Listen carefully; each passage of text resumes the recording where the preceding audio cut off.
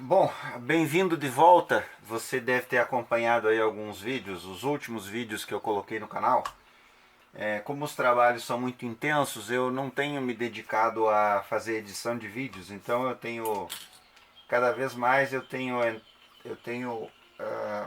publicado vídeos da forma como eles são gravados, que na verdade não deixam de ter um toque de originalidade, porque é aquilo que acontece na bancada que eu compartilho com vocês.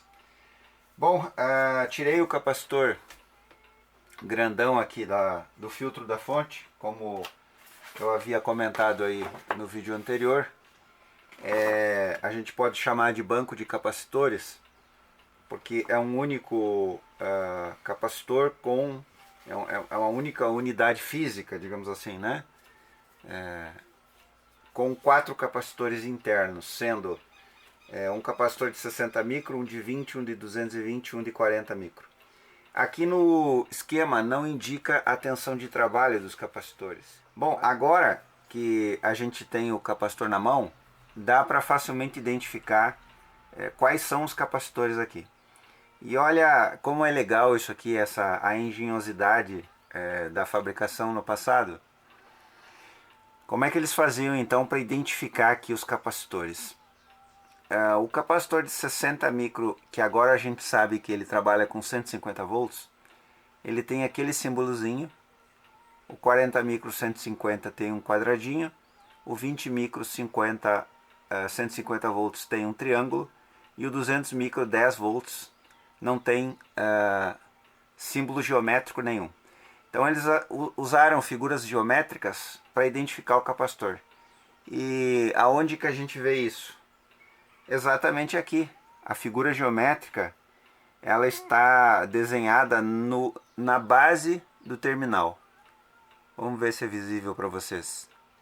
Então essa que eu estou indicando aqui, deixa eu melhorar aqui, vamos ver se vocês conseguem enxergar isso. Espero que sim, porque é bastante interessante, né?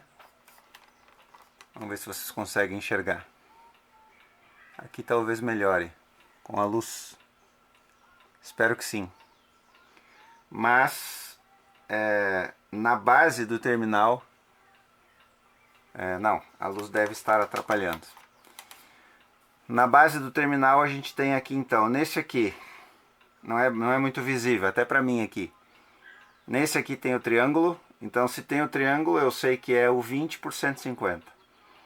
Nesse aqui tem o quadradinho, que daí eu sei que é o 40 por 150.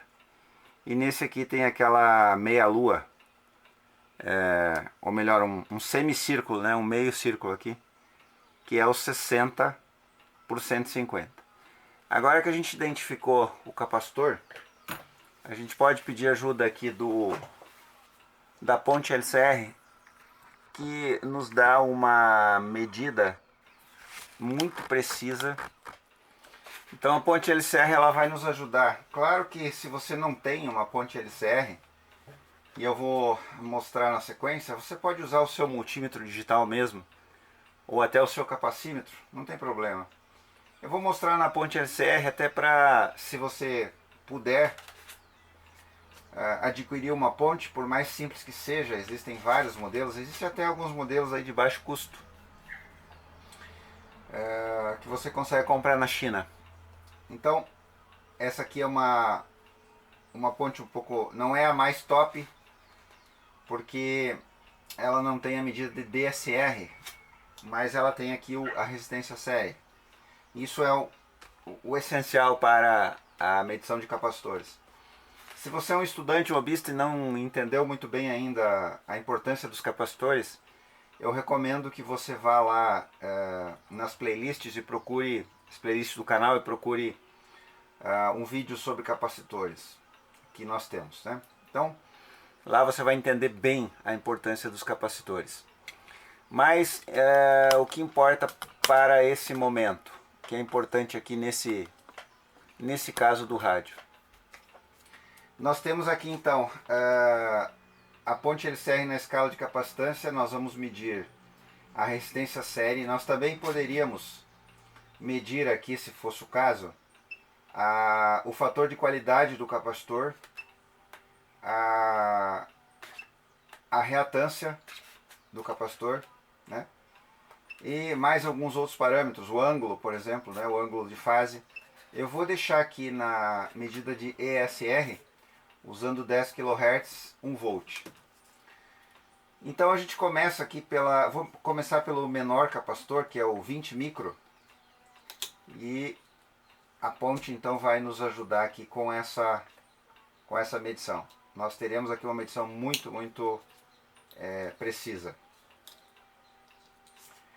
E a gente tem então aqui um capacitor de 20 micro, ele está com 28 micro, então ele está alterado, né, mesmo que ele tivesse uma tolerância, e 300 miliohms de resistência série.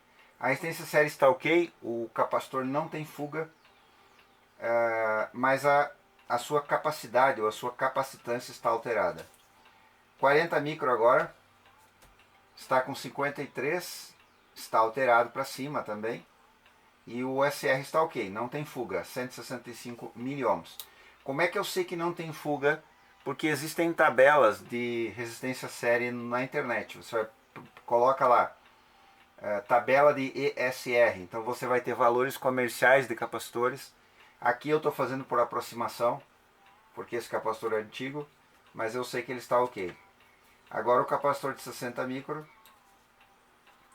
60 micro está com 76 micro e um SR ok, 129 miliohms.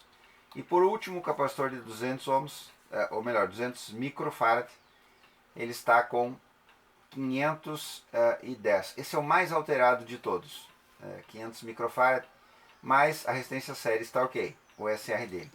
Bom, mas vamos imaginar que você não tem uma ponte LCR. Então você vai usar o seu multímetro digital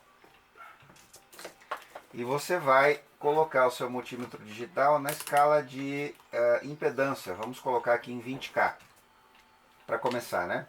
20 kΩ. E aí você vai medir a resistência do capacitor. É exatamente isso. Primeiro descarrega, né? Sempre. Lembre-se que capacitor carregado, acumulando tensão, ele pode danificar o seu instrumento. O digital é mais imune, mas é bom sempre descarregar. Então vamos lá, vou começar pelo 20. E aí o que vai acontecer? Ele não pode lhe dar nenhuma indicação de resistência. Tá? Em 20 kΩ não pode ter. Se tiver, o seu capacitor está com fuga. Vamos lá?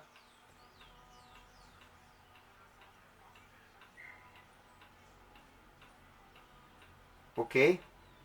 Nenhuma fuga. Bom, então vamos lá. Como a capacitância está alterada, o que eu vou fazer então? Estão aqui os capacitores novos, então eu vou abrir esse capacitor para a gente manter a originalidade do rádio e vou colocar os capacitores novos aqui dentro. E depois fecho de novo e monto lá no rádio. Assim a gente terá capacitores novos trabalhando no filtro, nos filtros do rádio, na fonte do rádio, e mantemos a sua aparência original.